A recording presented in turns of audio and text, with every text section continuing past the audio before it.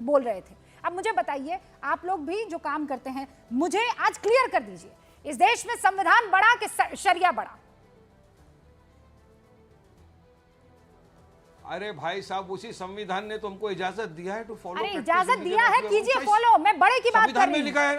आपको चुनने का वक्त आएगा। वो संविधान ने इजाजत दिया है ना, आपको चुनने का वक्त आएगा। शरिया कानून कहाँ चल रहा है? शरिया में मुस्लिम देश में रहते हुए आपको चुनना होगा। सुनिए चुनना होगा ना, या तो शरिया कानून चुनेंगे या संविधान।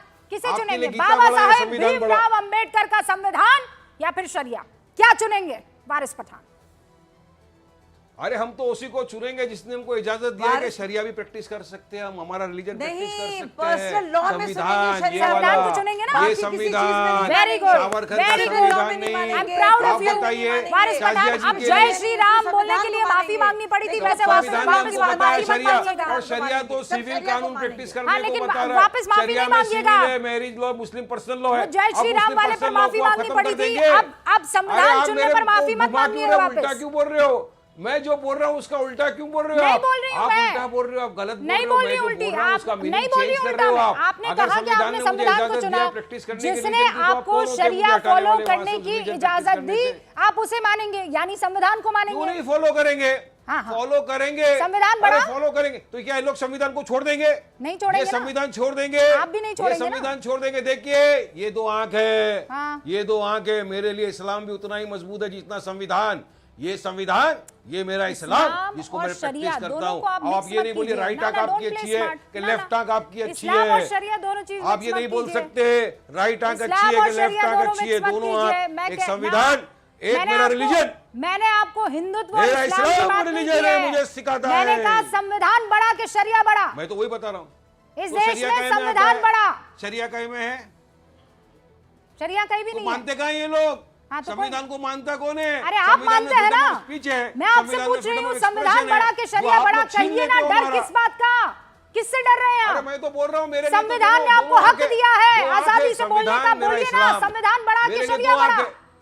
मेरे लिए तो, मैं तो आपको बोल चुका हूँ, संविधान ने इजाजत दिया मुझे मेरा रिलीजन प्रैक्टिस करने की, इसलिए दोनों मेरी आंख है। ये मेरा रिलीजन है, ये मेरा संविधान है, दोनों मेरे लिए बराबर है। संविधान रिलीजन, मेरा इस्लाम रिलीजन मुझे सिखाता है कि बेटा अपने कानून कायदे का पालन करो, हमें संविधान दिया और संविधान में, मैं करता रहता हूं। संविधान में आजादी से बोलने का हक है, डर नहीं है, खौफ नहीं है।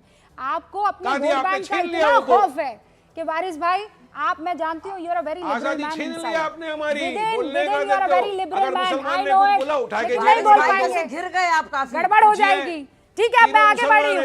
अब और नहीं फंसाऊंगी, नहीं तीनों मुसलमान है, लेकिन तो दो जन बोलेंगे तो कुछ नहीं होगा। मलूक नागर साहब, महासचिव आरएलडी के इस वक्त हमारे साथ है।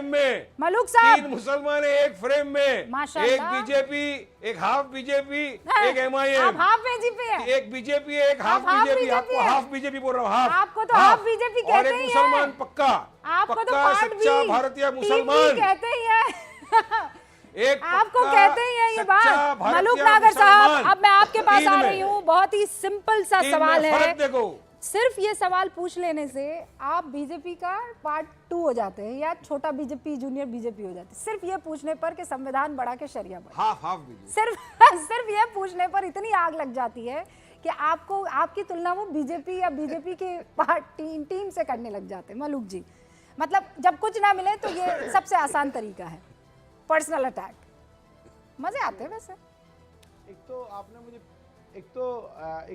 आपने मुझे रूबिका जी प्रवक्ता बोल दिया। मैं राष्ट्रीय महासचिव हूँ आरएलडी का।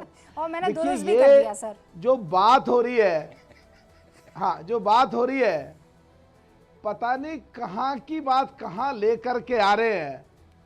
अगर कॉन्स्टिट्यूट असेंबली में 1947 से जाएं और 1952 तक, तो कांग्रेस का चेहरा साफ हो जाएगा। जब बाबा साहब बोलते थे, उसके बाद जब कांग्रेस के अगले मेंबर का नंबर आता था तो तलखी दिखती थी, खिलाफत दिखती थी बाबा साहब के। 2 बार उनके प्राइवेट सेक्रेटरियों को चुनाव लड़के बाबा साहब को चुनाव हरवाया। उसके बाद उनको दान देने की तरह या एहसान करने की तरह उनको जब मंत्री बनाया, और मंत्री बना के जिस तरह कांग्रेस चलाना चाहती थी, आखिर में बाबा साहब को इतना टॉर्चर करा कि उन्होंने इस्तीफा देना पड़ा।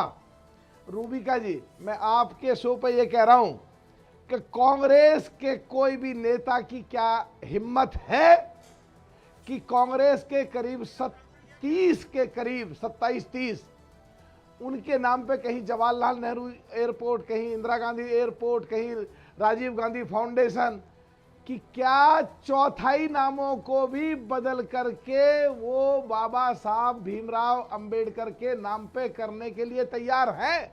एक बात। दूसरा, अभी रूबिका जी आपने कहा कि अंबेडकर अंबेडकर अंबेडकर अंबेडकर, और इतना नाम लेते तो खुदा को भी नजदीक पहुंच जाते, और आगे की बात आपकी अगर काट दी जाए और उतनी बात को ही प्लीड किया जाए, उतनी बात को ही केवल दिखाया जाए और पिक्चर को बाकी को काट के उतना ही दिखाया जाए, तो वो तो सेम हो जाएगा, वो तो आपके खिलाफ भी वही बात चल जाएगी।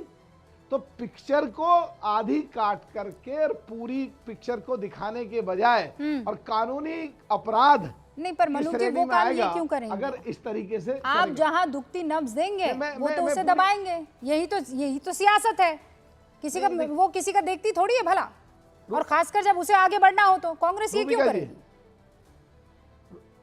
रूबिका जी, तो अगर कांग्रेस ये नहीं करेगी तो संविधान के द्वारा जो तय की गई चीजें हैं, तो क्या इस बात में भी संविधान की खिलाफत करेंगी या संविधान की धज्जियां उधेड़ेंगी कि आधी बात को छुपाओ, आधी कहो और देश में झूठ फैलाओ और बदनाम करो? रूबिका जी है, रोको मत, जाने दो। रोको के बाद रोको के बाद कोमा लगता है तो रोक लो, और एक सेकंड बस एक सेकंड, और जाने के बाद कोमा लगता है तो जाने दो। तो अधूरी अधकचरी बात को छिपा के तुम पेश करोगे, कानूनी रूप से अपराध करोगे, और संविधान में कानूनी रूप से अपराध करने की कोई जगह नहीं है। तुम तो इसमें भी ओके वरुण जी, आप जवाब दे दीजिए। संविधान की धज्जियां मैंने अभी ओपनिंग में बताया कि जो सबसे गोल्डन पीरियड था ना बाबा साहब भीमराव अंबेडकर का, उस वक्त सब अपने नाम पर कर दिया जाए, ये भी मुझे दे दो, ये भी मुझे दे दो, ये मेरे नाम कर दो, ये मेरे नाम पर डेडिकेट कर दो, योजनाएं मेरे नाम की चला दो। तब बाबा साहेब की इज्जत नहीं किसी को दिख रही थी, तब उनका सम्मान नहीं पता था किसी को। बिल्कुल रूबिका जी, हुक्म। बिल्कुल ठीक बात है। कांग्रेस के लोगों को और कांग्रेस की एलआई पार्टी को इसका जवाब देना चाहिए। महासचिव जी रुकिए ना, ये मैं वरुण जी से पूछ रही हूँ। वरुण जी रूबिका जी, क्षमा करनी। हुक्म। देखिए, जैसे ब्रिटिश काल, मुगल काल याद किया जाता है अलग अलग चीजों के लिए, जैसे मोदी काल याद किया जाएगा राजनीतिक सामाजिक मर्यादाओं के अवमूल्यन के लिए। नेहरू जी हों, सरदार पटेल हों, अंबेडकर जी हों, जितने भी हमारे पूर्वज और लेजेंड्स हैं, उनके नाम की छिछालेदारी इस 10 साल में की जा रही है।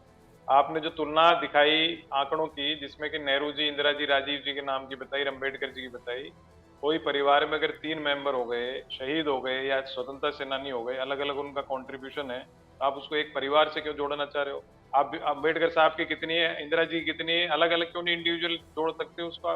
परिवार मैं कह रहा हूँ, भारतीय जनता पार्टी के पास कौन सा परिवार ऐसा जो शहीद हुआ हो देश के लिए, नाम बता दे? नहीं बता सकते। दूसरी बात, हर बार में आपने मैं बस ये बोल दूं हुक्म, अगर मैं अलग अलग दिखाने गई ना तो और छीछा लेदर हो जाएगी और गड़बड़ी हो जाएगी। मैं बता रही हूँ, राजीव गांधी आगे निकल जाएंगे सबसे, कई जगह पर इंदिरा जी निकल जाएंगी आगे, और कई जगह पर नेहरू जी आगे निकल जाएंगे। बाबा साहब भीमराव अंबेडकर के नाम को अगर इज्जत बख्शी गई है तो वो तो 92 के बाद से है, उससे पहले तो कहाँ? आप भी जानते हैं, आप तो हुक्म, आप अतरो इतिहास ज्ञानी हो, आप कही रहा हो हमारे। मेरी बात अर्ज तो सुन लो मेरी पहले एक बार। मैं जो कहना चाह रहा हूँ, अलग अलग इंडिविजुअल आप कंट्रीब्यूशन देखोगे, उसका आपने कहा कंपैरिजन नहीं होना चाहिए, तुलना